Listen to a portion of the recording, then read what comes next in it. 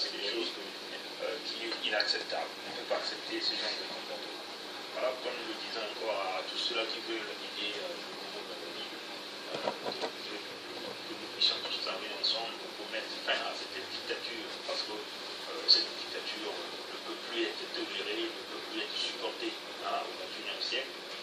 Les gens qui volent, on ne peut plus l'accepter. Donc travaillons ensemble pour éradiquer cette dictature, pour mettre fin à cette dictature, pour que ces jeunes Congolais-là retrouvent leur liberté. Voilà.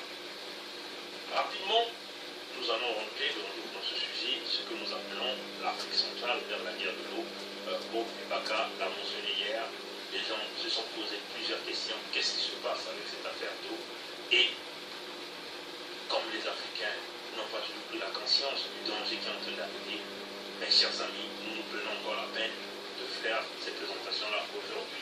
Voilà. Donc nous tenons à réitérer, nous avions déjà fait cette présentation-là en salle à l'Université de Montréal le 13 août 2016. Nous avions aussi fait cette même présentation à la bibliothèque Gabriel Roy à Québec City le 5 août 2017. Et nous sommes encore revenus sur ça parce que beaucoup de compatriotes se sont connectés sur Bob Ibaka hier. Ils se sont posé des questions. Mais c'est quoi encore cette affaire de quantum d'eau, de destruction de transfert d'eau? Et nous nous sommes décidés, hier on a dit à Bob, que nous allons encore faire cette présentation-là aujourd'hui pour que les Congolais puissent comprendre. Pas seulement les Congolais, il faut que tous les Africains puissent comprendre ce qui est en train de se passer. Pas seulement les Africains, même ceux-là qui luttent pour la survie des humains. Et quels sont les dangers que ces zones-là sont en train de courir présentement? Comment nous allons faire pour pouvoir éviter ces catastrophes d'avenir qui arrivera? Donc voilà, permettez-nous, la plupart du temps, je ferai cette présentation-là avec la caméra tournée à l'ordinateur parce que c'est là où nous avons prévu la présentation, que vous puissiez regarder dans la longue table. Comme vous voyez, c'est bien le titre, l'Afrique centrale vers la guerre de l'eau. Et comme vous le voyez, la dernière présentation, c'est celle que nous avions faite le 20 au mois de mai. Mais en fin de compte, la date de la présentation, c'était le 13 août. Donc c'est moi qui a fait mais rapidement, nous allons amorcer le processus pour notre présentation et nous allons voir dans quelle mesure nous allons donc expliquer au monde entier ce qui est en train de se passer avec cette affaire d'eau et cette affaire voilà. Donc, chers amis, démocrates africains, peuple du monde entier, nous savons que l'eau est indispensable à la survie de tout l'écosystème, à savoir la flore, la faune, ainsi que l'humanité. La mauvaise gestion de l'eau peut devenir une source de conflit majeur, chers amis, entre les États riverains, vous voyez, ou encore entre les éléments de la nature, les animaux, les plantes, ainsi de suite. Donc, la gestion d'eau, chers amis, si nous n'arrivons pas à s'intéresser réellement dans les problèmes d'eau qui est en train de se passer, qui est en train de venir, éventuellement nous allons partir vers les perditions. Perdre l'eau, c'est signifie perdre la vie. Donc, nous allons donc vous expliquer réellement ce qui est en train de se passer avec cette affaire d'eau et nous allons tourner la caméra pour commencer notre présentation d'une manière générale. Voilà, chers amis, quand vous essayez de regarder l'Afrique centrale, d'une manière générale, on peut dire que c'est géré par deux bassins. Il y a le bassin du lac Tchad et le bassin du Congo. Mais quand vous essayez de regarder les pays qui gèrent les bassins du lac Tchad, vous avez dans le bassin du lac Tchad, en réalité, vous avez l'Algérie, le Cameroun, la Libye, le Niger, le Nigeria, la République centrafricaine, le Soudan et le Tchad. Vous voyez? Mais dans la plupart du temps, le lac Tchad est attaché à ces quatre pays. Vous voyez, chers amis, les quatre pays là en bas. Donc vous avez le Tchad, le Cameroun, le Niger et le Nigeria. Ce sont les pays qui sont attachés au lac Tchad. Mais le bassin du lac Tchad, c'est tous ces pays que nous allons mentionner là-haut. Vous voyez, chers amis. Par contre, le bassin du Congo, vous aviez tous ces pays qui sont là à droite. Donc l'Angola, Burundi, Rwanda, Cameroun, Centrafrique, Congo, Gabon, Guinée équatoriale. Et vous avez la République démocratique du Congo, Tanzanie, Zambie. Mais au fleuve Congo, les pays qui sont attachés au fleuve Congo, c'est l'Angola, la République centrafricaine, le Congo-Brazzaville République démocratique du Congo. Vous voyez, chers amis. Donc, on peut dire ici que si vous aviez l'eau du bassin du Congo ici qui veut venir au bassin du lac Tchad, ça veut seulement dire que tous ces pays-là vont souffrir, chers amis. Hein, tous ces pays qui utilisent l'eau du bassin du Congo vont commencer à avoir des problèmes. Et aussi, les pays qui vont certainement bénéficier, ce sont ces pays-ci.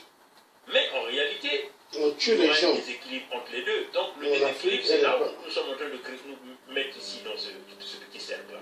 Vous voyez, chers amis. Donc rapidement, nous allons continuer et nous allons vous dire, nous allons donc parler en petit détail des deux bassins. Sur le bassin du lac Tchad, nous avons initialement, on nous parle, quand on voit le bassin, quand on a dit le bassin, on a dit tous ces grands pays, c'est quasiment 2 500 000 km² des populations, on parle environ 45 millions hein, des populations estimées hein, dans le bassin du lac Tchad. Là. Ça, c'est N'importe quoi. 2012. On tue au Congo. Et si nous essayons de regarder les activités économiques, il y a l'agricole, l'élevage, la pêche, et éventuellement vous avez le lac principal, le lac Tchad, qui est considéré comme le 4e lac d'Afrique, après les lacs Victoria, Tanganyika et Nyassa. Voilà. Donc, rapidement, si nous essayons de voir quels sont les fleuves qui approvisionnent le lac Tchad, vous voyez, chers amis. Les fleuves qui approvisionnent le lac Tchad, vous avez les rivières Chari et Logone.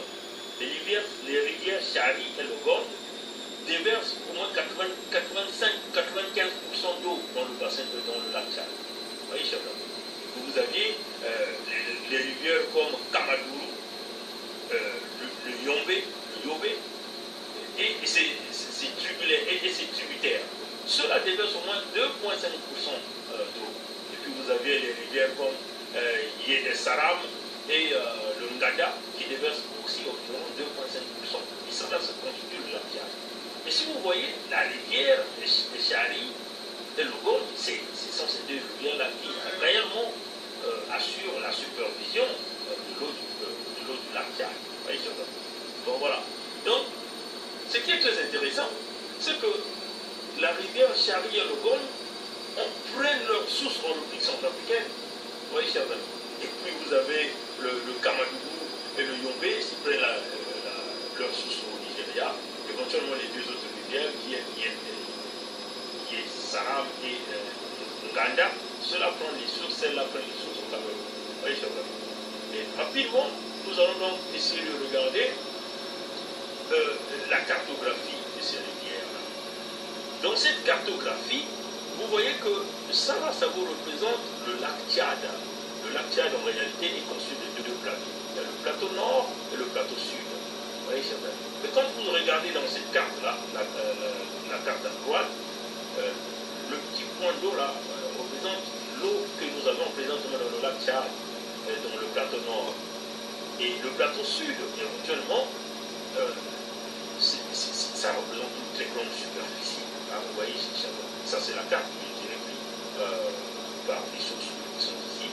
Mais si nous considérons que le lac Tchad est divisé en deux plateaux, le plateau nord et le plateau sud, et vous voyez bien que le plateau nord, c'est le plateau qui pose assez de problèmes, parce que vous n'avez pas assez d'eau ici.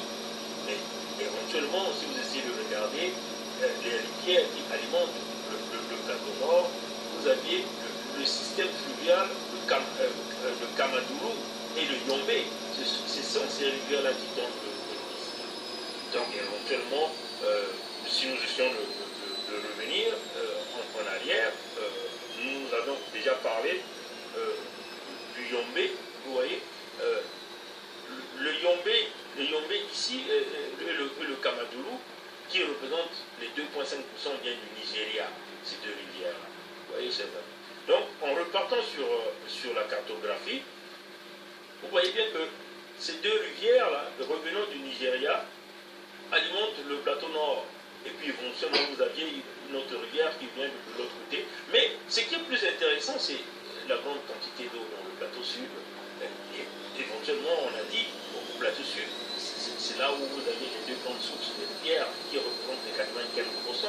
Donc, vous avez le Logone et le Chari qui viennent de là, qui viennent de ces plateaux sud. Donc, si on peut dire le problème du lac Tchad, en réalité, le grand problème du c'est le plateau nord qui pose des problèmes. Mais la partie en bleu foncé représente la surface d'eau. Mais il y a encore ces zones-là qui sont encore des zones inondées que les gens assurent l'agriculture et l'élevage. Vous voyez, chers amis. Donc on peut dire que le lac Tchad, en réalité, ne pose pas ce problème. Maintenant, quand nous essayons de regarder dans la grande carte à gauche, vous aviez le lac Tchad ici, vous avez le Kamakilo qui vient du Nigeria, vous avez le Yombe qui vient du Nigeria, vous avez le Logor et le Chiari qui prennent la source en République sud-africaine pour alimenter le plateau sud du lac Tchad, parce que le lac Tchad. Voilà. Donc nous allons continuer.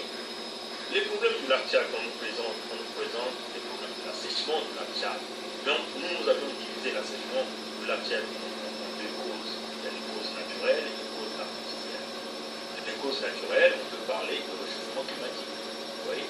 Mais les causes artificielles, on peut dire que c'est à cause de la modification du débit des rivières. Vous voyez, parce que quand vous modifiez le débit des rivières, qu'est-ce qui va arriver? En réalité, vous réduisez la puissance de ces rivières, éventuellement, il va arriver à des grands problèmes. Vous parlez ici du développement des eaux, des projets d'irrigation et la production hydroélectrique, chers amis. C'est ce que nous venons de dire ici. Donc vous voyez que les causes artificielles, les causes artificielles dépassent énormément les causes naturelles, puisqu'on peut se passer dans le passé naturel. Vous voyez, chers amis. Donc, nous avons pensé qu'il était nécessaire de faire cette présentation parce qu'il faut que les Africains comprennent ce qu'on peut se passer. Donc, si nous essayons de réduire les causes artificielles, nous pensons que nous pouvons encore élargir la durée de vie de la Tchad. Ça, c'est une des hypothèses. Nous allons continuer à faire la présentation et nous allons voir ce qui va se passer. Voilà. Donc, maintenant, comme nous venons de dire que le lac Tchad a des problèmes d'eau, donc nous avions éventuellement des conséquences sur la réduction de la superficie du lac Tchad. Dans les années 1960, la superficie était autour de 25 000 km², mais dans les années 90, on estime la superficie du lac Tchad entre 2500 et 13 000 km². Vous voyez, donc vous constatez bien que la réduction ici est en train de se constater. Mes chers amis, n'oubliez pas que dans la première carte du bassin du lac Tchad, comme vous avez fait, on a montré les points là où il y avait de l'eau et les points aussi des zones humides qu'on pouvait faire de l'élevage et de l'agriculture. Donc on peut considérer que l'eau en réalité, comme vous voyez, depuis les années 90, n'a quasiment pas assez bougé. Vous voyez, chers amis. Bon, voilà. Maintenant, les effets des causes naturelles sur le lac Tchad, éventuellement, nous pouvons ici parler des grands problèmes qui sont en train de pouvoir réduire l'eau du bassin du lac Tchad. Il y a ce qu'on appelle des phénomènes d'évapotranspiration des eaux. En réalité, vous aviez des hautes températures au fond du lac, vous voyez, et avec des phénomènes des vents qui reviennent au niveau du désert du Sahara, comme vous le voyez, la chaleur, la chaleur se déplace toujours dans les zones les plus hautes vers les zones les moins hautes. Vous voyez, chers amis. Donc, la chaleur part là où c'est plus chaud vers le moins chaud. Et éventuellement, ces chaleurs-là, quand ça commence à immigrer du fond du lac jusqu'à la surface, ça crée un peu des bulles, comme des phénomènes des vapeurs. Et éventuellement, avec les vents qui reviennent du Sahara, ces vents-là donc arrivent donc à pousser ces vapeurs-là à l'extérieur. Donc au fur et à mesure qu'on pousse, la chaleur monte et les vents assurent ce rôle, on arrive donc à pouvoir enlever des quantités d'eau. Mais les gens peuvent se dire, combien d'eau vont-ils on peut enlever par les phénomènes d'évapotranspiration. Mes chers amis, les vents du bassin du lac Tchad, c'est 24 heures. On peut dire c'est 24 heures. Vous voyez, les vents qui viennent du Sahara. Donc, et puis les chaleurs en bas, vous voyez les températures, ça varie entre 230, entre 220, 240 et 230 degrés au fond du lac. Et donc, comme nous l'avons dit, la chaleur part du milieu le plus chaud vers le moins chaud. Et quand ça arrive au niveau de surface, ça crée des bulles, ça crée des fumées. Et éventuellement, le vent donc, pousse au fur et à mesure que ça fait. Donc, on arrive à enlever la quantité d'eau au niveau du lac. Vous voyez, chers amis. Donc ça fait partie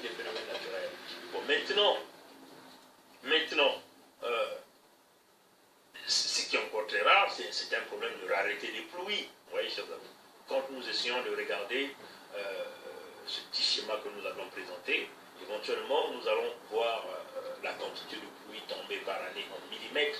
Vous voyez, chers amis, vous voyez que dans les années 60, nous nous retrouvons autour de quasiment 650 millimètres d'eau, millimètres d'eau qui tombaient par année. Et ça, c'est énorme. Mais quand vous progressez en année en bas, vous voyez vers les années 2010, donc vous avez quasiment autour, on peut dire que autour de 500. Donc il y a bien une diminution. Mais on peut considérer toujours que la moyenne, nous sommes toujours autour de 449 mm de pluie qui tombe par année. Donc, encore, le problème, le grand problème, c'est que nous avons parlé de ces causes artificielles. Les causes artificielles, c'est que nous avons parlé de la réduction du débit, du débit des rivières. Éventuellement des rivières qui alimentent le lac Tchad. Mais comme on vous avait montré dans la carte d'avant, les deux rivières qui alimentent les 95% de la superficie du lac Tchad, du plateau sud, c'est le Chari, c'est la rivière Chari et la rivière Logon. Et ces rivières-là prennent leur source en République centrafricaine. Quand vous essayez de regarder ce tableau-ci, quand on peut vous présenter à ceci-là, si nous essayons de voir par exemple dans les années 60, ces deux rivières-là arrivaient à donner 40,3 km3 par année.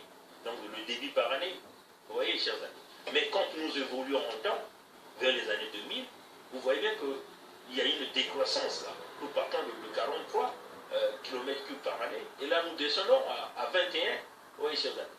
Donc, nous constatons que éventuellement les problèmes d'irrigation qu'on prenne au niveau du lac Tchad, au niveau de ces rivières, le prélèvement d'eau, la construction des barrages hydroélectriques ont des conséquences énormes sur ces rivières et sur le débit de ces rivières, éventuellement une répercussion sur le lac Tchad.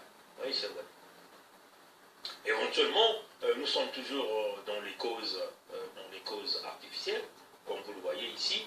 Vous voyez, si nous essayons de voir les mesures, les surfaces, donc surface d'élévation du bassin de l'eau du niveau du lac Tchad, vous voyez que la profondeur du lac est en train de diminuer. Si nous partons vers les années 85, nous étions autour quasiment de 284 mètres.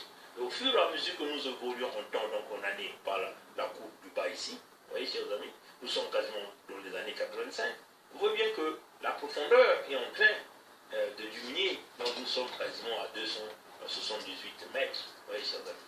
Et éventuellement, on peut dire que les phénomènes d'évapotranspiration est aussi en train de jouer un rôle énorme ici. Voilà.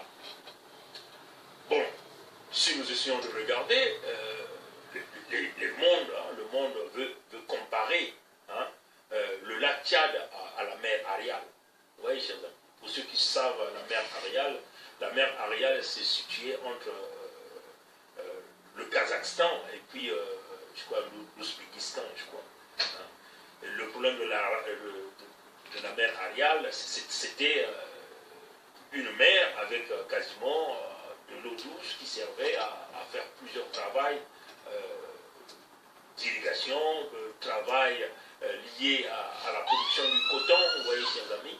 Éventuellement, quand vous essayez de regarder, en comparaison du lac Tchad et la mer Arial, vous voyez que la superficie de la mer Arial, c'était autour de 673 000 km² et celui de lac Tchad à 25 000 km² dans les années 60. Et puis nous essayons de regarder que le lac Tchad est alimenté environ 95% par la rivière Chari et Logon.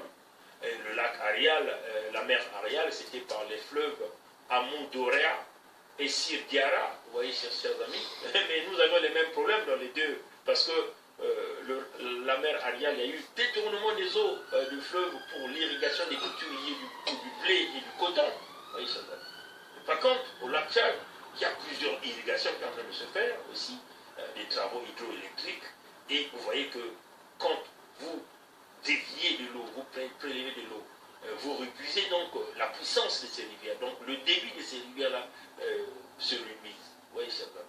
Éventuellement, nous essayons de voir que la mer Arial si nous essayons de regarder que cette mer-là, la mer-là, est en train de perdre les quantités d'eau. Hein. On peut dire entre 20 à 60 km3 par année que cette mer est en train de perdre. Vous voyez, chers amis. Donc, on peut dire que la mer Ariel et le lac Tchad peuvent arriver à avoir les mêmes conséquences, chers amis. Hein, parce que nous savons aujourd'hui que la mer Ariel n'existe plus. Elle est complètement sèche. Hein. Là, il y a plusieurs études qui sont en train de démontrer que cette mer recommence parce qu'il faut parcourir des kilomètres et des kilomètres encore pour aller regarder quelques eaux de cette mer Ariel. Vous voyez, chers amis. Mais on peut dire que les conséquences que nous avons vues avec la mer Ariel, hein, chers amis, nous avons donc voilà, donc nous avons donc vu l'irrigation. Hein. On a détourné l'eau pour faire la culture de blé. Au lac Tchad, c'est ça, c'est les mêmes choses qui sont en train de se faire. Nous pourrons arriver aux mêmes conséquences, c'est-à-dire à la disparition complète du lac Tchad. Vous voyez, chers amis. Mais, comme nous venons de dire, que ça peut être un problème d'ordre, un problème de contrôle. Voilà. Donc on va continuer la présentation rapidement. Et puis nous allons donc regarder ce qui va arriver avec cette affaire du bassin du Congo. Voilà. Maintenant, nous proposons quel genre de les solutions que nous pouvons proposer. Maintenant, les problèmes du lac Tchad, hein, chers amis, les problèmes du lac Tchad est arrivé à plusieurs décideurs de ce monde de venir avec des solutions. Voilà. Vous avez un groupe qui nous dit qu'il faut donc transférer les eaux du bassin du fleuve Congo vers le lac Tchad. Oui, c'est ça. Et ces décideurs-là ont déjà mis en place des projets, chers amis, des projets qu'on appelle le projet Tchansaka. Hein, c'est ce que notre frère Bobby Baka venu de nous parler hier. Vous voyez, quand on commence à nous vendre même de l'eau, en réalité, ce sont ces deux projets-là. Le projet Tchansaka, c'est un projet qui avait été approuvé depuis le 5 avril 2014 à Bologne, en Italie, chers amis. Ça, c'est la réalité. Vous voyez, chers amis. Et puis vous avez un deuxième projet, qui est le projet Ubongi. Et ce projet, éventuellement, avait été approuvé depuis le 11 décembre 2015 à Paris. Nous nous souvenons, à l'époque, où Sassou faisait beaucoup de tours au niveau de Paris avec leur affaire de COP 21 et tout pareil. C'est pendant ces périodes qu'ils étaient en train de négocier tout ce genre de projets, chers amis. Vous voyez, chers amis. Mais ces projets-là, en réalité, c'est quoi? Si vous prenez le premier projet qui est le projet Tchansaka, s'il s'agit de construire le barrage, il construit de construire pas seulement un seul barrage, il construit de construire des barrages sur les rivières Koto, Viambia, Koto, et éventuellement ce sont ces rivières qui alimentent les deux rivières qui viennent vers la Chari, donc la rivière Chari et Lougon. Donc Koto, on peut dire, c'est les affluents hein, des rivières Chari et Lougon. Donc si vous construisez des barrages ici, vous allez donc réduire le débit d'eau au niveau des rivières Chari et Lougon. Donc éventuellement, vous allez donc avoir des conséquences sur le lac Tchad, sur les eaux qui arrivent sur le lac Tchad. Vous voyez, chers amis. Et la rivière Koto, éventuellement, ça se retrouve en République centrafricaine, chers amis. Donc c'est ça la réalité. Les deux grands projets que les grands décideurs de ce monde ont eu à prendre, malheureusement, avec le concours des dictateurs africains qui approuvent des projets inutiles, essaient d'accepter qu'on puisse mettre le projet Tchansaka depuis 2014. Et là, on nous parle même que les constructions sont déjà en cours sur la construction des barrages. Éventuellement, ce sont des barrages qui permettront donc de dévier des eaux par des processus, soit de transfert par gravité ou encore transfert par pompage. Voilà. Mais non, le deuxième projet, c'est ce que nous allons appeler le projet Ubongi. Et celui-là aussi, c'est la même chose. Il s'agit de construire le barrage sur l'Ubongi. Vous voyez, chers amis, au village de Palambo. Vous voyez, chers amis. Mais quand vous touchez au Ubongi, vous touchez à quoi? Au fleuve Congo. Vous voyez, chers amis. Vous touchez aux rivières comme la rivière Sanga. Vous voyez, chers amis. Donc, en réalité, vers la Sanga, là-bas, les problèmes vont commencer à voir. Le fleuve va commencer à avoir des problèmes d'eau, des problèmes d'irrigation. Et là, on nous parle que tous ces travaux sont déjà en cours, ça fait déjà plusieurs années. Et voilà pourquoi, et vous voyez encore que ça, ces deux projets, c'est aussi en République centrafricaine, chers amis. Alors, peuple du monde Parti démocrate africain, c'est ce que Bob et Baka étaient en train de nous parler hier, mais personne ne savait parce que nous avons déjà lancé ces alertes depuis 2015. Nous avons fait 2 grandes présentations à Montréal et à Québec City sur cette affaire de transfert d'eau, mais les gens ne semblent pas nous écouter. Vous voyez, chers amis. Donc, voilà pourquoi nous avions, comme Bob l'a parlé hier, on a pensé à revenir sur cette présentation. Bon, voilà. Maintenant, qu'est-ce que, en fin de compte, les promoteurs, hein, si vous essayez de regarder, hein, ce que les promoteurs sont en train de dire, ils disent que si nous arrivons à transférer ces eaux-là au bassin du lac Tchad, on va donc arriver à réduire le chômage des jeunes, hein, des jeunes dans les pays qui utilisent l'eau du lac Tchad. Donc on va dire, bon voilà, on va promouvoir la pêche, l'élevage, et ces jeunes-là ne seront plus en chômage, donc ils vont être obligés à s'exercer dans ces activités. Et puis éventuellement on dit que les jeunes ne seront plus associés aux activités liées à Boko Haram ou à d'autres groupes terroristes. Vous voyez, ça sont les hypothèses, les thèses hein, que les promoteurs de ces 2 grands projets, Ponsaka et Ubangi, ceux-là qui veulent contrôler les eaux du bassin du Congo, les eaux, en fin de compte, d'Afrique centrale, viennent avec des arguments qui ne tiennent pas la route. Vous voyez, chers amis. Vous voyez. Bon, maintenant, nous allons continuer à évoluer. Mais, chers amis, ce qui est très intéressant, c'est de vous dire, mais qui sont ces promoteurs? Mais ce sont ces groupes d'intérêt, hein, des grands lobbies, des partenaires africains. Vous voyez, chers amis, hein, on va vous donner tous ces groupes, comme ça vous allez voir. Mais si vous voyez, tous ces pays-là sont à l'intérieur. L'Italie, les États-Unis, Pays-Bas, France, Royaume-Uni, Afrique, etc. Et bien évidemment, vous voyez, les reptiliens africains, les présidents qui n'ont aucune vision pour leurs États, les anciens représentants des Nations Unies, des groupes de presse, chers amis, des représentants diplomatiques, vous voyez, des gens qui viennent dans nos pays pour, soi-disant, la diplomatie, mais ceux-là viennent réellement identifier des projets qui vont nuire à des populations, et des projets qui leur permettront de se taper de l'argent derrière le dos des Africains. Éventuellement, ces représentations diplomatiques créent des connexions avec les reptiliens des États africains, et ces mêmes gens-là reviennent avec des projets, on peut dire des projets destructeurs qui détruisent des vies. Vous voyez, c'est ça la réalité. Et nous allons le dire, nous allons le dénoncer. Éventuellement, dans le projet de transfert de l'occasion, le partenaire africain, c'est la commission de gestion du bassin du lac Tchad. Hein, la commission de gestion du lac Tchad. C'est une commission qui existe. Pour ceux qui aiment faire des recherches, allez-y. Sur Google, tapez commission de gestion du lac Tchad, vous verrez plusieurs informations qui sont du nom de là. Voilà. Donc on va continuer d'avancer. On ne va pas trop retenir beaucoup de votre temps. Mais que pensent les experts sur le projet de transfert? Vous voyez, ce sont les experts, ceux qui ont la connaissance dans le domaine géophysique, dans le domaine naturel, dans le domaine écologique. Cela, qu'est-ce que cela ils pensent?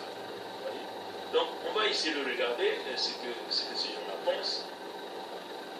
Bon, selon les experts, ils disent qu'il n'y a pas d'études de fiabilité. Hein, parce que ces gens-là se sont simplement décidés de vouloir faire ce projet. Ils n'ont jamais réalisé des études, des réelles études de fiabilité hein, pour approuver, pour démontrer au moins que oui, c'est des projets qui sont capables de se réaliser sans qu'il y ait impact, l'impact sur l'environnement et la vie des gens. Vous voyez, donc c'est ça la réalité.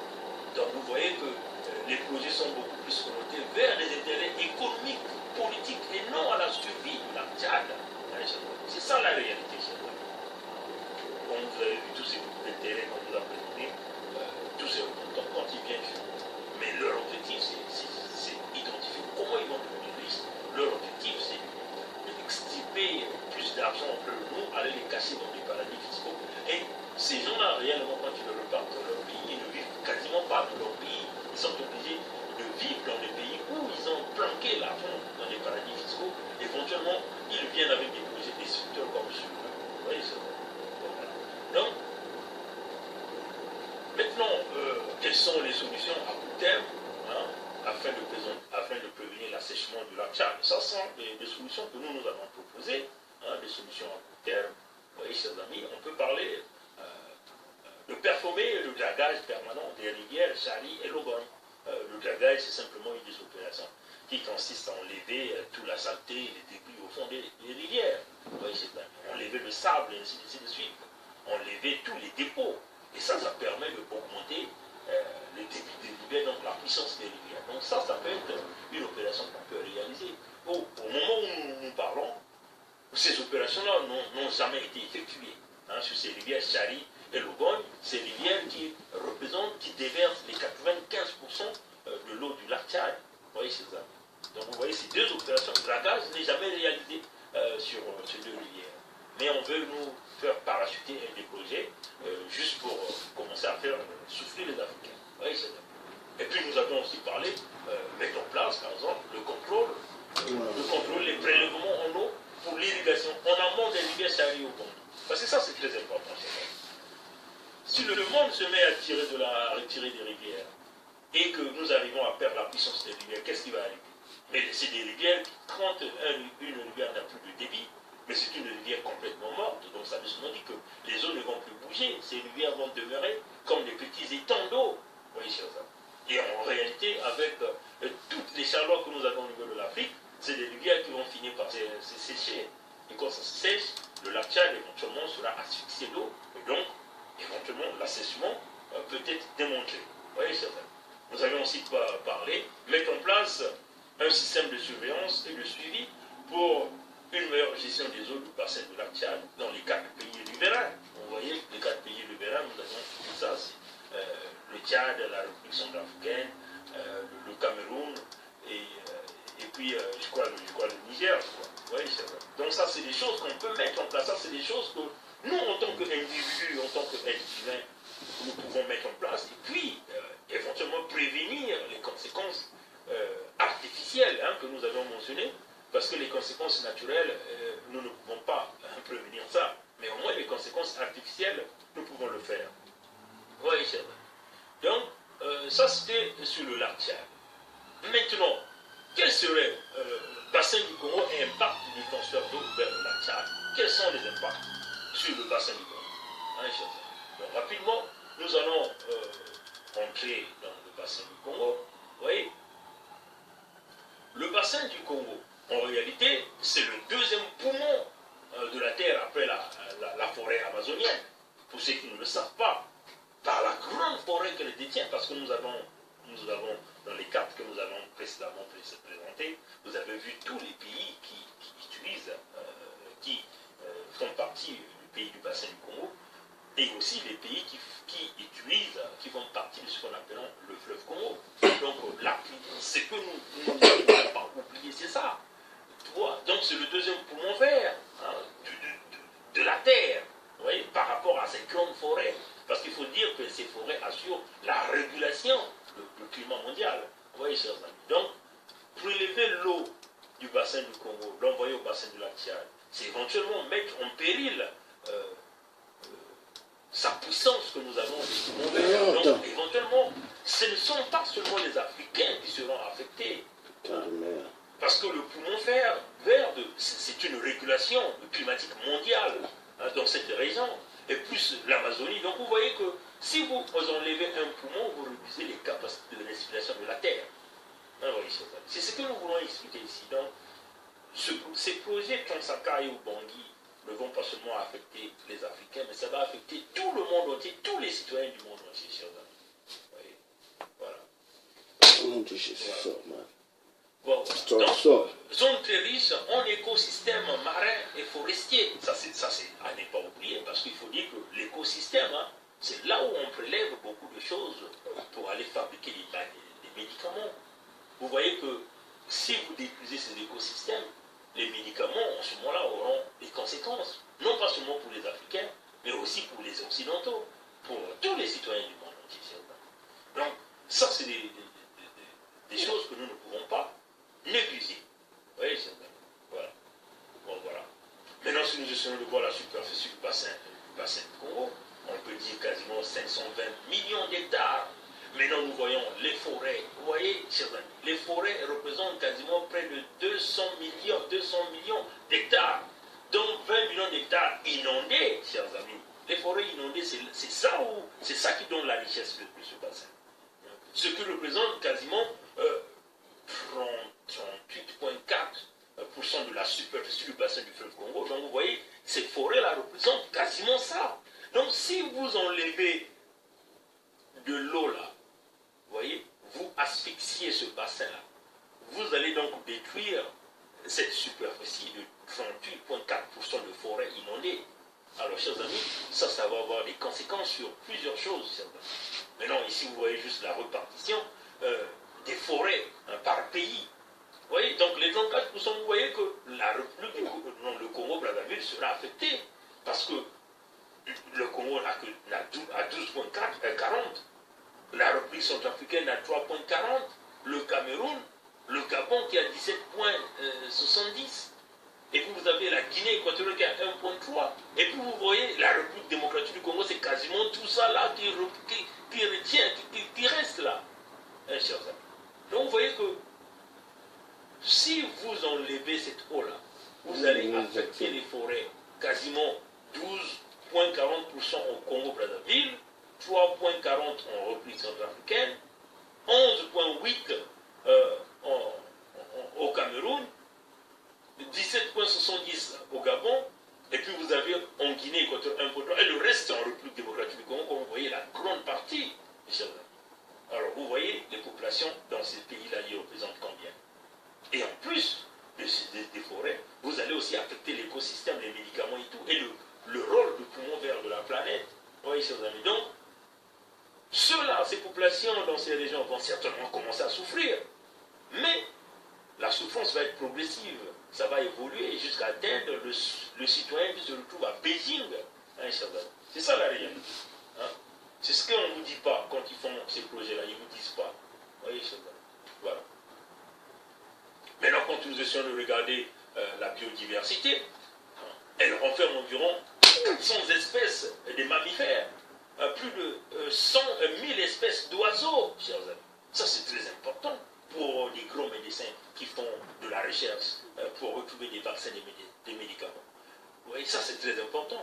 Plus de 20 000 espèces de végétales. Vous voyez, chers amis. C'est ça la réalité. Et puis, nous avons plus de 280 espèces de reptiles. Mes chers amis, ça fait la richesse. Plus de 900 espèces de papillons. Hein? C'est ça la réalité, chers amis. Quelques 4000 éléphants. Et on peut continuer à lisser les langues. 9000 chimpanzés, y compris, vous voyez, ceux-là, y compris, ceux-là, ça a été inventorié. Hein? Tous ces chiffres que nous prenons, vous voyez, en bas, on vous donne d'où viennent ces informations. Ça vient de la psychose. Commission internationale du bassin Congo-Ubangi-Sanga. C'est là où nous avons pris ces informations-là, chers amis. Donc, nous n'inventons rien, chers amis, quand nous venons avec ces genres de chiffres. Et nous, on donne tout. Quand on vous donne une information, on vous dit là où nous sommes allés prendre ces informations-là. Et ça vient de leur source directory de 2014. Vous voyez, chers amis.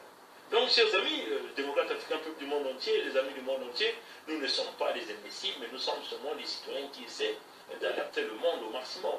Et nous essayons de voir plus de 20 000 ou 75 000 gorilles, vous voyez, gorilles de plaine repartis entre le Congo, le Gabon, vous voyez, chers amis. Et puis, voilà, éventuellement, vous avez le parc de Zara qui est là.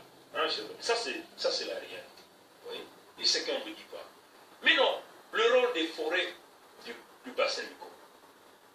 Elle constitue une réserve de carbone d'importance mondiale pour la régulation du gaz à effet de serre et du gaz carbonique. Hein, chers amis. Comprenez bien ce rôle-là. Hein, elle constitue une réserve de carbone d'importance mondiale pour la régulation du gaz à effet de serre et le dioxyde de carbone. Ça, c'est très important. C'est ça qui nous donne le rôle de poumon vert mondial. Le deuxième poumon vert mondial.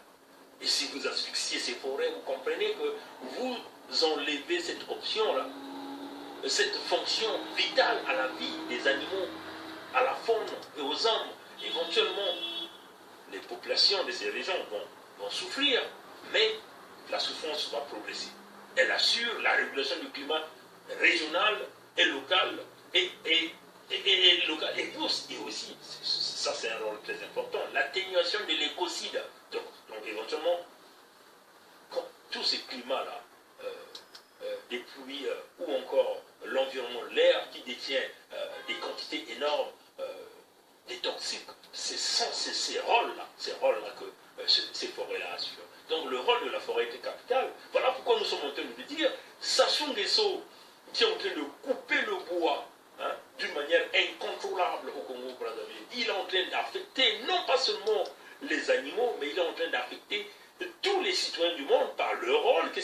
sont en train de jouer. C'est ça la réalité, chers amis, qu'on ne vous dit pas. Voilà. Donc, nous allons continuer. Elles permettent le recyclage de l'eau critique pour une grande partie de l'Afrique. Vous voyez, chers amis, vous voyez le rôle des forêts du bassin du Congo. Et puis, nous avons aussi le bassin du Congo à ce qu'on appelle cette potentialité d'eau douce. Éventuellement, cette eau-là que tous les gens du monde entier sont en train de convoiter l'Afrique et cette zone d'Afrique. L'eau douce, chers amis, c'est une denrée rare que tout le monde est en train de chercher à travers le monde entier. Et voilà pourquoi ils veulent commencer à nous détruire dans cette Afrique centrale en détruisant l'eau douce. Parce que si vous perdez l'eau douce, vous n'avez plus d'eau, chers amis. C'est ça la réalité, comme vous dit là. Environ 3,7 millions de kilomètres carrés de superficie d'eau douce. C'est ça la richesse mondiale, la richesse que cette région d'Afrique a, que le monde est en train de nous convoiter. Quand on est en train de nous massacrer, on massacre les populations parce que les gens veulent contrôler cette superficie d'eau douce là. Chers amis, il faut que vous compreniez ça, ça c'est très important. La deuxième source mondiale en eau des bassins versants. Oui, chers amis, comprenez des bassins versants, c'est des bassins qui déversent vers la mer. Et il n'y en a pas beaucoup dans le monde. Nous sommes la deuxième source. Vous voyez? Et vous voyez l'eau d'eau douce. Et cette fonction-là, il n'y a que deux zones qu'il y en a. Il y a l'Amazonie et nous. Et là, nous, là, comme nous sommes tellement bêtes, nous les Africains, nous ne savons pas que ça, c'est une richesse capitale pour la survie de nos populations. Mais nous sommes en train de laisser qu'on vienne nous contrôler ça. Donc contrôler ça, ça veut seulement dire éliminer nos populations. Vous voyez, chers amis, c'est ça la réalité démocrate africaine du monde entier que nous sommes en train de vous dire. Le fleuve Congo représente l'épine dorsale des eaux du bassin. Vous voyez, chers amis, le fleuve Congo. Mais quand vous essayez de regarder les affluents du fleuve Congo, c'est quoi? Mais l'Ubangi est là. Vous voyez, le Chari prend l'eau par l'Ubangi et la Sanga. Et ces rivières-là, si vous les asphyxiez, vous commencez à prélever toute l'eau qui est là pour les envoyer vers le lac Tchad. Vous allez asphyxier le fleuve Congo. Mais le fleuve Congo, il n'y a pas que la République du Congo. Le fleuve Congo, c'est le Congo-Brazzaville, la République démocratique du Congo. Il y a même beaucoup de pays vers le Rwanda parce que le fleuve Congo prend sa source vers les Kasaï là-bas. Vous voyez, chers amis. Donc vous asphyxiez toutes ces rivières-là. Vous voyez. Donc, la Sanga, tout à l'heure nous allons rentrer et puis nous allons parler de ces rivières. Voilà. Si vous essayez de voir le grand bassin du Congo, vous voyez que le Kasaï qui est là, qui est les affluents du fleuve Congo, ceux-là ces rivières qui tendent de l'eau au fleuve Congo, vous voyez ça, je ne lis pas trop bien, le Lubumbashi, le Lumumba, je ne sais pas, ça c'est l'Ubangi qui est là, vous voyez, ça c'est la Sanga qui est là, chers amis. Donc vous voyez que la Sanga qui est là, vous voyez que la Sanga promène ses sources vers le Cameroun. Vous aviez toutes ces rivières ont le fleuve Congo, vous voyez, tous ces affluents qui sont là, partent jusqu'au Gabon, jusqu'au Cameroun. Et l'Ubangi, il n'y a pas que le Congo, la République centrafricaine, éventuellement, quand on va prélever l'eau à partir de la République centrafricaine pour envoyer au lac Tchad, donc ces rivières Koto et Chari que nous avons dit, prennent de l'eau à partir de l'Ubangi. Vous voyez, donc si vous asphyxiez ces rivières, l'Ubangi ne sera pas alimenté, vous asphyxiez le débit ici, donc éventuellement vous allez asphyxier ici. Vous voyez, chers amis. Et c'est ça le grand problème, chers amis, que nous sommes en train de vous dire ici. Si vous essayez de regarder dans toutes ces zones, par exemple, la zone Kasaï que nous voyons ici, vous voyez la superficie que cette rivière est en train de couvrir ici. Donc on nous parle quasiment de 890 000 km² que cette rivière-là couvre. Donc si vous commencez à prélever de l'eau ici, vous allez asphyxier toutes ces rivières-là qui déversent ici là. Et donc, éventuellement, vous asphyxiez toutes ces régions-là. Voilà, chers amis. Voilà. Ah, c'est pas évident, hein, chers amis, cette affaire de transfert d'eau. Mais non, nous allons essayer de regarder les pines dorsales. Il y a déjà plus d'eau dans les robinets au Congo-Brazzaville. Éventuellement, c'est ça mon frère. Hein. Il n'y a déjà pas d'eau, vous voyez. Mais on va essayer de regarder les pines dorsales du fleuve Congo. Bon, le fleuve Congo, nous savons, ça prend sa source dans le plateau Katanga. Donc tout ça c'est juste des théories, on n'a pas envie de lire toutes ces théories, des importants affluents. Et là, c'est là où nous voulons vous montrer les affluents du fleuve Congo. Vous aviez l'Ubangi Sanga, vous avez le Lualua et le Lomani, et vous avez le Kassai. Ça sont les 5 affluents du fleuve Congo. Et ces affluents-là représentent quasiment, chacune des rivières représente quasiment 40 000 mètres cubes d'eau par seconde. Vous voyez, chers amis. Donc, Koto est rattaché à Ubangi, Chari est rattaché à Ubangi, mais si vous asphyxiez là, c'est le fleuve Congo que vous mettez en péril, les chers amis. C'est ça la réalité, chers amis. Vous voyez? Donc, encore, vous voyez que là, vous avez le fleuve Congo, vous avez le Kassai, vous avez le Congo qui devient le Lualua et le Lumani, et puis vous avez le Bangi qui est là, et vous avez la Sanga. Donc, ces gens-là veulent nous construire des barrages ici, là, à la Sanga, ici, là, et aussi vers la Sanga aussi, parce que, comme vous le voyez, le Cameroun est alimenté, cette rivière vient vers la Sanga, la source, l'une des sources des rivières qui alimentent le lac Tchad partent aussi du Cameroun. Donc vous comprenez que vous allez asphyxier la Sanga, vous allez asphyxier le Lubangi, et éventuellement vous allez asphyxier le fleuve Congo, et donc des conséquences graves sur la vie des populations. Vous voyez? Voilà. Maintenant, regardons du point de vue démographique. Qu'est-ce qui sera affecté? On nous dit que plus de 100 millions de populations vivent de l'eau du bassin du fleuve Congo. Plus de 100 millions de populations. Mais le bassin du lac Tchad, c'est 40 millions. Nous ne sous-estimons pas ceux-là qui vivent de l'eau du bassin du lac Tchad. Vous voyez que 100 millions de gens, vous allez mettre en péril de ceux-là qui vivent de l'eau du bassin du fleuve Congo. Maintenant, regardons la carte d'Afrique selon les projections, les projections faites en 2000, en 2009. Les populations vont doubler dans chaque zone. Dans cette zone, ça va doubler de 2,5%. Et dans cette zone, c'est 1,7%. Là, c'est 2,7%. Donc, éventuellement dans l'Afrique centrale, vous voyez, dans cette zone d'Afrique centrale, c'est 2,6%. Ça va augmenter. Vous voyez, donc, vous prenez les 100 millions, vous multipliez par 2,5% et vous ajoutez aux 5 millions, vous verrez que la population qui va arriver d'ici 2050. Vous voyez, chers amis, c'est ça la réalité. Donc, vous mettez en péril la vie de tout ce monde-là, plus les 2,6% qui vont augmenter. Alors, c'est des choses à ne pas négliger. Et nous sommes là pour alerter les intellectuels du monde entier. Alors, chers amis, nous avons pensé vous montrer une variation des débits d'eau au niveau de la rivière Ubangi. Hein, déjà qu'on veut vouloir mettre le barrage. Hein, chers amis. Regardez le débit par année de la rivière Ubangi. Regardez seulement même par la carte, hein, par le diagramme. Vous voyez que nous sommes quasiment à 5000 vers ici. Et la courbe monte, nous sommes dans la moyenne, nous sommes partis quasiment à 7000, et là on commence à dégrader, on commence à aller vers le bas, vers autour de, on peut dire, 2500 mètres cubes par seconde, hein, chers amis. Mais Ubangi en réalité c'est 10 000 mètres cubes par seconde, et là nous sommes quasiment à 3000 mètres cubes d'eau, parce qu'il y a déjà beaucoup d'irrigations qui sont en train de se faire en amont de la rivière Ubangi à cause de des déviations des barrages et des constructions des barrages. C'est ça la réalité démocrate africaine du monde entier. Et vous ne verrez pas plusieurs gens qui peuvent faire ce genre de présentation. Et nous sommes là pour faire les alertes.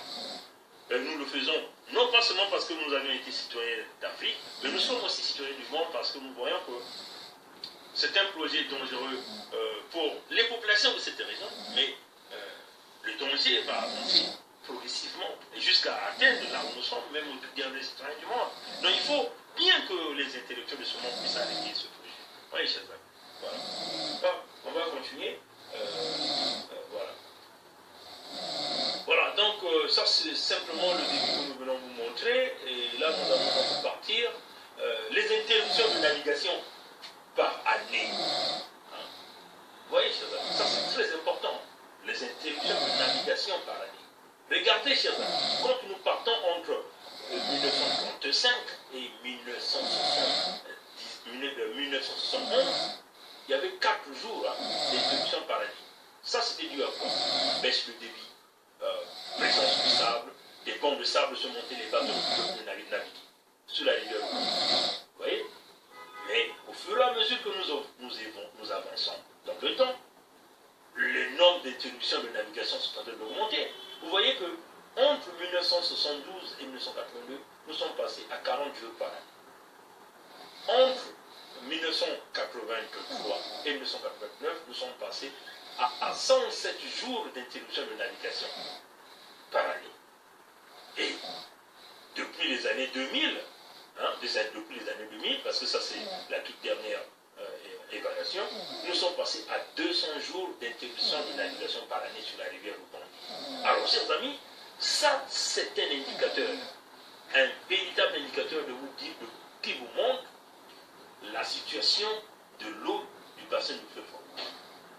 C'est un véritable indicateur qui vous dit les conséquences qui sont en train de venir dans les 50 ans qui arrivent pour cette zone d'Afrique centrale. Alors, ça veut seulement dire qu'il faut que nous arrivions déjà à contrôler toutes les irrigations qu'on est en train de prendre, les interruptions d'eau, les barrages qui sont en train de construire en amont de toutes ces rivières du fleuve Congo.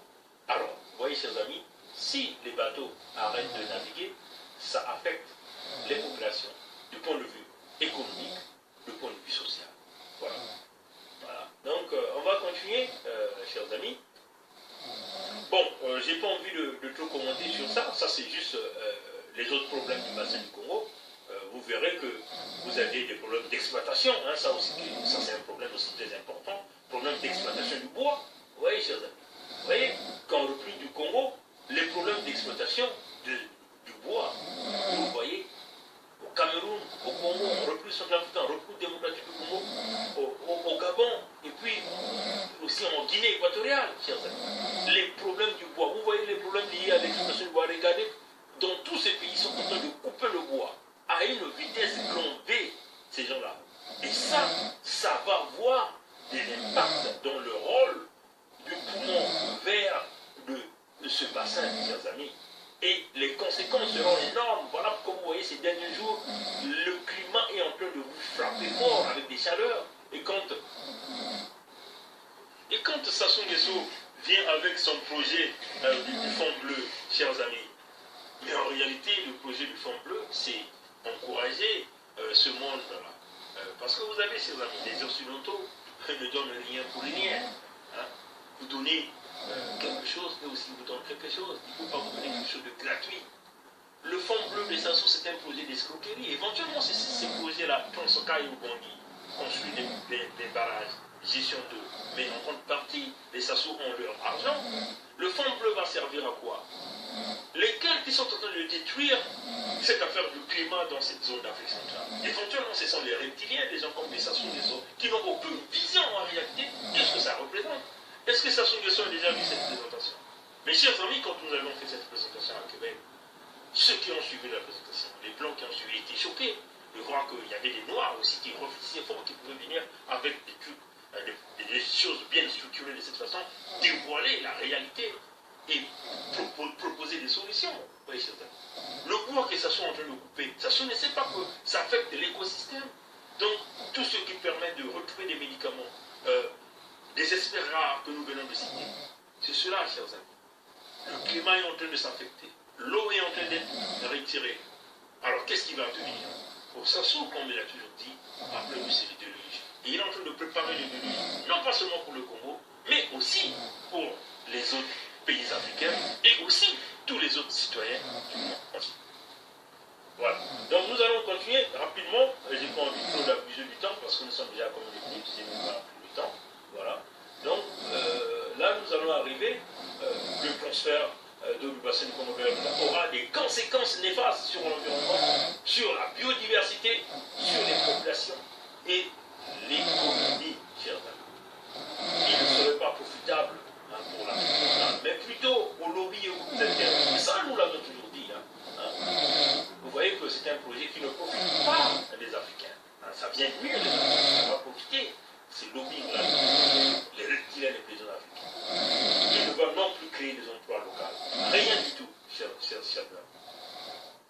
risque de créer un véritable conflit, chers amis. Parce que nous avons dit que le problème de transfert d'eau, nous allons nous retrouver avec des petits groupes rebelles, tout un chacun va créer son petit groupe armé pour contrôler une portion d'eau, parce que l'eau va devenir une denrée rare dans la sous-région. Il entraînerait ça. Éventuellement, vous verrez que nous allons arriver à quoi? À la crise d'eau. À la crise d'eau. Vous voyez, chers amis. Il serait le potentiel point déclencheur d'une guerre d'eau, hein, chers amis. C'est ça que nous sommes en train de voir. Si vous voyez aujourd'hui, chers amis, on vous dit là, hein, la guerre du Moyen-Orient, israélo-palestinien. Mais la réalité de ce problème, ce sont les terres riches, les terres arables, les terres qui produisent. Vous voyez, chers amis, c'est le problème d'eau, parce que c'est des terres qui sont riches en eau. Vous ne verrez pas des gens aller chercher à les cultiver sur des terres qui ne sont pas productives, des terres productives, des terres qui n'ont pas d'eau, qui ne contiennent pas de l'eau pour produire. Mais en réalité, le grand problème, si vous voyez les problèmes de la colonisation en Israël, en Palestine, ce sont les problèmes des terres, les problèmes d'eau. Donc vous voyez que l'Afrique centrale, nous sommes en train de nous diriger petit à petit vers la guerre d'eau. Voilà pourquoi nous avons mis le titre de notre présentation, l'Afrique centrale vers la guerre de l'eau. Voilà. Donc, là, nous allons voir les suggestions. Ce que nous avions suggéré. Hein, ce que nous avions suggéré. Pour éviter tout investissement dans les projets non rentables, qui sont voués à l'échec, qui serviraient de goulot d'étranglement pour les populations africaines, nous avions pensé que il est très important d'appliquer le principe pollueur-payeur, qui est déjà utilisé en Occident, puisque nous savons déjà que les grands pays, hein, qui sont en train d'avoir des grands problèmes, c'est les pays riverains du bassin du lac Tchad. Donc ils doivent d'abord commencer par trouver des solutions à l'interne avant de commencer à aller chercher des solutions d'ailleurs. Hein. Nous avons par exemple proposé les solutions que nous avons proposées. Ils peuvent commencer à contrôler l'irrigation, vous voyez, informer les populations, mettre des techniques de dragage pour améliorer les fonds des rivières qui arrivent à approvisionner de l'eau au bassin du lac Tchad. Et ça, c'est des solutions internes. Donc, le principe payeur, c'est à eux d'abord de regarder ça en interne. Et s'ils ne trouvent pas des solutions, ils peuvent regarder chez les autres comment on peut donc arriver à pouvoir les aider. Hein. Le principe pollueur-payeur existe déjà en Europe, existe en Occident. Les entreprises qui produisent assez de gaz carbonique payent des taxes, ce qu'on appelle des taxes sur le carbone. Et ça, c'est des choses que nous devons commencer à adapter au lieu de commencer à aller chercher des solutions ailleurs, commençons à trouver des solutions nous-mêmes. Vous voyez, chers amis. Voilà. Voilà, nous avions aussi proposé, ça c'est la meilleure des solutions. Vous voyez, chers amis, c'est que nous avons parlé de ce projet, éventuellement financer le projet de la désalinisation de l'eau de l'océan Atlantique au large du port maritime de Douala. Vous voyez, chers amis, ce port est seulement situé à 1700 km, hein, 1700 km du lac Tchad. Vous voyez, chers amis, si le lac Tchad a des problèmes d'eau, on prend de l'eau de mer, on va dessaliner l'eau de mer, et on se met des systèmes de pompage, on commence à pomper de l'eau douce au niveau du bassin du lac Tchad. Au lieu de déplacer un problème d'une région vers une autre, trouvons des solutions en interne. Vous voyez, chers amis. Parce que déplacer l'eau, transférer l'eau du bassin du lac Tchad, du bassin du fleuve vers le lac Tchad, ça serait déplacer un problème. C'est-à-dire que vous avez déjà un problème, vous voulez aller créer un autre problème dans cette région qui aujourd'hui compte plus de 100 millions de populations. Nous ne disons pas ici que nous mettons la vie des 42 millions de populations qui dépendent du lac Tchad en péril, mais qu'ils commencent à trouver la solution en interne, chers amis. Parce que ça, c'est très important. Le projet de désalinisation, les 4 pays riverains